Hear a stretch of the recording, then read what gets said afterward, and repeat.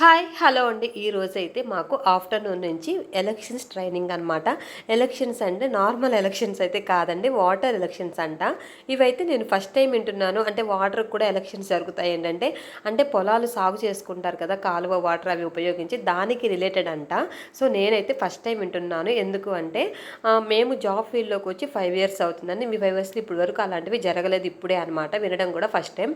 So అందుకని చెప్పి morning ఆఫీస్కి వెళ్ళైతే వచ్చి ఆఫ్టర్నూన్ ఇంటికి వచ్చి లంచ్ చేసి నాకు ఇష్టమైన కాకరకాయ కర్రీతో లంచ్ చేసేసి తర్వాత కొన్ని బటర్ మిల్క్ అయితే తాగేసి వెళ్ళిపోయాను. ఇవి వచ్చేటప్పుడు అనమాట. వెళ్ళేప్పుడు ఆటోకి వెళ్ళాను, వచ్చేటప్పుడైతే నా ఫ్రెండ్ ఉంది, అందుకని చెప్పి తన స్కూటీలో అయితే ఎక్కువ వస్తాయి. ఇలా వెదర్ చూడండి ఎంత బాగుందో అక్కడ వచ్చేటప్పుడు.